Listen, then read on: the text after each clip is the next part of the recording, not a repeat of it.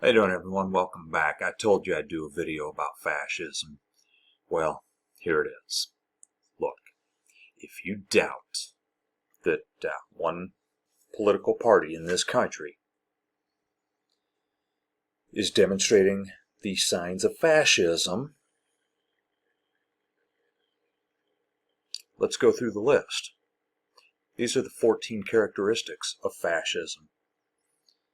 And the source that I found this from was published in 2003. Lawrence Britt actually was the one who came up with this, and there are others who came up with similar lists, and they were out there before that. So let's go over it, shall we?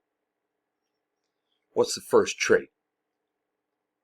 Powerful and continuing nationalism. Mottos, slogans, symbols, songs, flags? Yeah, you don't see flags everywhere, do you? Huh? And I'm not just talking about the stars and stripes. Are there or are there not flags flying off of people's trucks with a guy's name on them?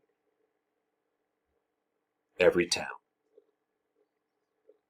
I see it all the time. Mottos, slogans, make America great again. Songs, like whatever it was that they did, that whole J6 choir thing. So, check. Disdain for recognition of human rights. Things like torture, summary executions, assassinations, lengthy incarcerations. Yeah, torture is something that we've done that we're not supposed to, but it goes back a ways. Summary executions. Donald Trump has been talking about the death penalty for so many different people lately. You need to get the death penalty. Assassinations, long incarcerations. Yeah, he's been talking about that too. Well, you need to spend 10 years in jail for, whatever, right? They need to spend 5 years, 10 years in jail for this minor little crime, right? And maybe it's not even a crime, but, they want it to be a crime.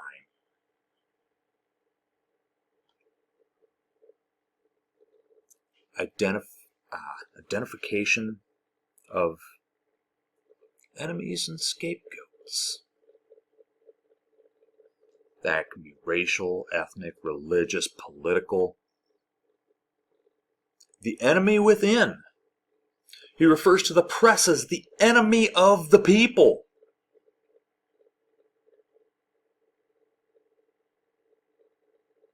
He wants to talk about the people crossing our border. Scapegoat them for everything. We close off that border and don't let anybody cross that border ever again, and all of our troubles go away.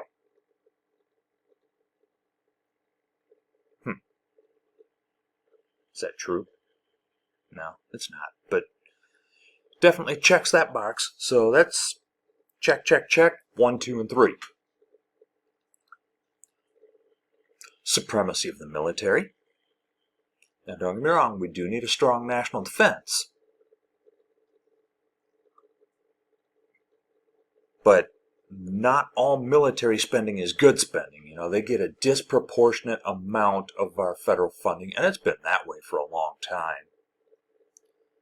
I mean, we spend more on our military than the next, I want to say, 9 or 10 countries combined. I'd have to check that again. It's last time I looked, it was at least the next 8 or 9. It might be 10.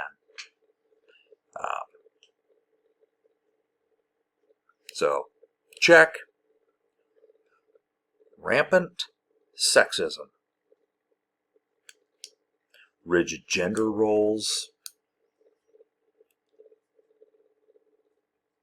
anti-abortion, homophobia. Lately it's drag queens and trans people. Throw that in there. But rigid gender roles, and as far as it pertains to rampant sexism. I mean, have you seen these trad wives that are out here promoting, hey, you know what? I stay at home full time, and you know what? Fine, great. If that works for you, you do it. But when the government wants to enforce more stringent gender roles, and we have people out there saying, well, we need to be having more babies. Now, I agree with, generally speaking, with the anti-abortion part of it. But there are times when it's necessary. And we've got these just outrageous bans throughout many of our states. Some want to go so far as to repeal the 19th Amendment. And if you're not familiar with that, women have the right to vote. That's basically what it says. That's the gist of it.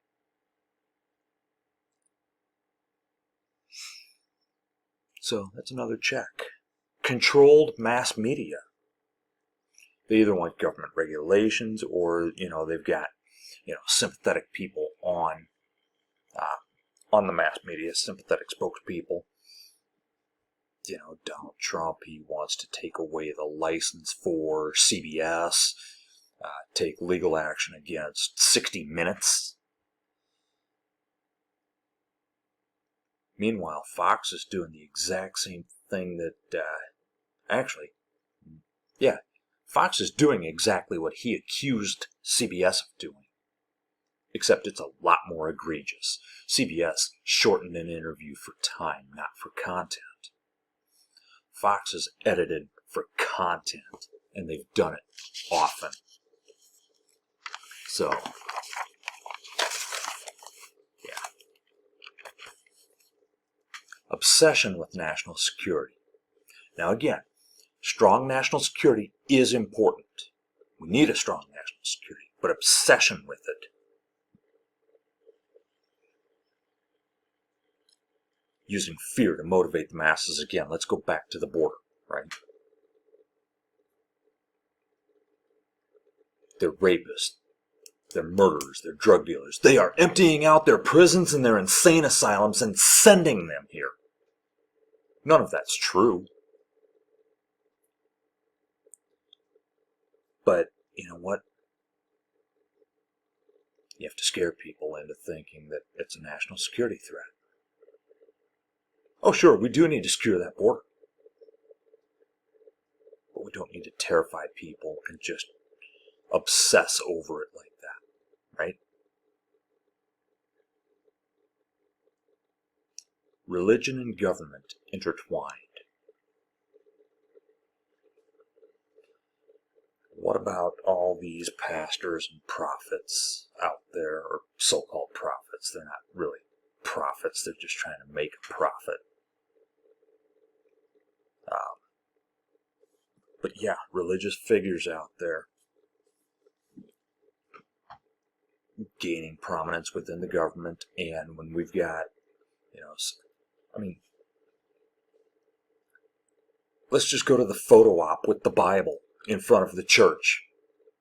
And he just holds up a Bible. The fact that he is selling a Bible that has the Constitution and the Pledge of Allegiance and the Declaration of Independence in it.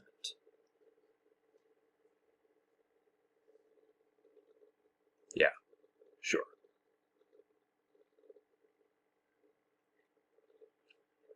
Corporate power is protected. Businesses often put the government leaders in place. Well, been that way for a while. But who wants to maintain the status quo? Well, they all do, but who's actually advocating for the status quo?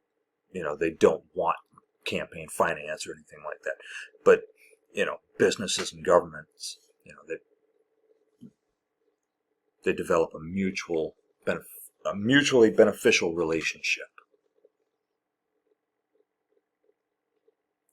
the suppression of labor power. They want to eliminate, or at the very least suppress, labor unions. You know why? Because they see that as a threat to the government, a threat to the regime. Because if you can stand up to that business, you're going to stand up to the government, right? Disdain for intellectuals and the arts.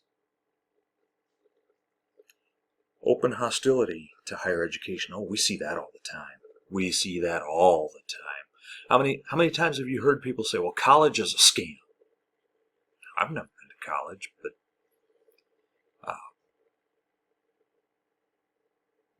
they show open disdain for higher learning. I mean, after all, Donald Trump did say he loves the poorly educated. They also attack free expression within the arts. Yeah, sure, because, First Amendment and all that, right?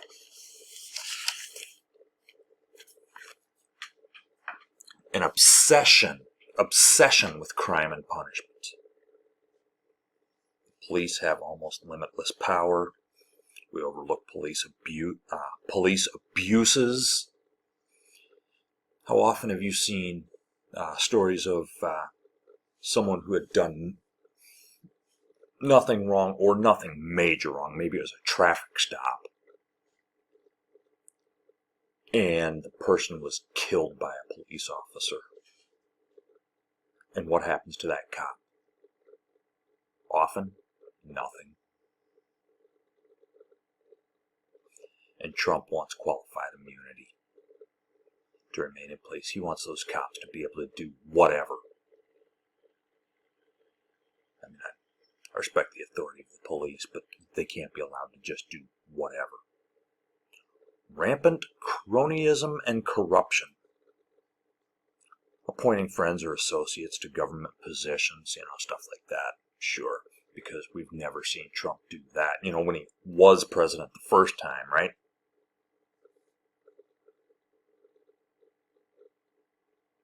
Fraudulent elections. Now, this means that they're manipulated by smear campaigns. Kind of like the way Trump is out there telling you that they are trying to rig the election. Or the only way I can lose is if they cheat. Never mind the fact that, he's already lost the popular vote twice. Legislation to control voting numbers. Yeah, in fact, Virginia just tried to take people off the voting rolls. Yeah, this close to an election. Yeah.